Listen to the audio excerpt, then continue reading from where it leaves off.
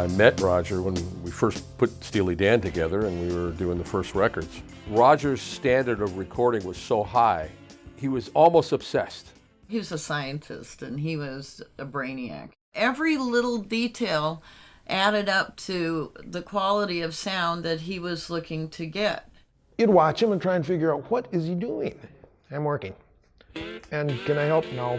It's like that. Donald would come in and say, I want this tune to be perfectly steady. One of those was Showbiz Kids. Showbiz Kids. And there was no really good drum machines, so we ended up just recording 8 bars. You can make this work out, right? You can loop this or do something. And I said, sure. I remember walking in one day, Roger had made a loop, a drum loop, that went from the studio into the hallway, over a chair. It went about, I would say, the equivalent of 4 different rooms. I had never seen anything like that before. We were in the studio one day. Donald wasn't happy with a drum track, and he turned to Roger and said, can't you make a fucking machine that would be perfect?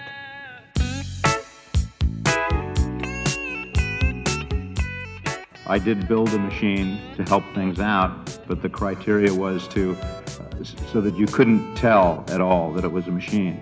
We laughed about it. I mean, Donald and I would laugh about it. Walter, it wasn't going to work. So when Roger came in with Wendell, which was, at the time, it was a big piece of gear, heavy, well, he plugged it in and he turned the screen on. All this digital stuff is going on the screen, flying by, X's and O's and this. It was, Star Trek.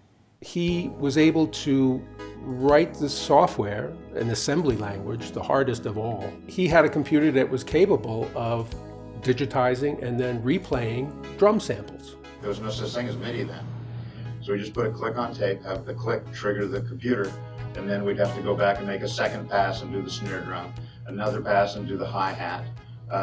Then we'd listen to all 3 of them together and say that, well, the kick drum needs to be earlier, the snare drum needs to be later, the hi-hat needs to be quicker, things like that, move them around, put each one down again, so it would take all day. In being able to move each individual beat in almost inaudible amounts. That was, like Nirvana.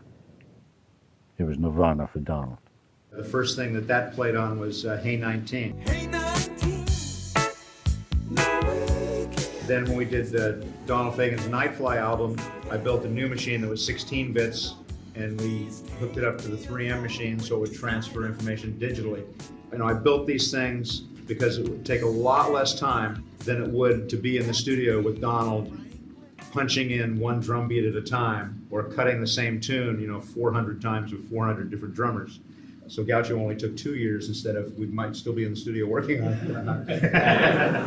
Best engineered recording, Gaucho, Roger Nichols. It's just been the attention to detail and also the desire to solve problems. Not really problems in that something's broken or something's wrong, but problems, gee, how could we do this? And push the envelope of technology a little bit, and it helped the production. It helped everything sound better. Compared to anything else at the time, they all sound really good, and there's not any one thing that I would do over again.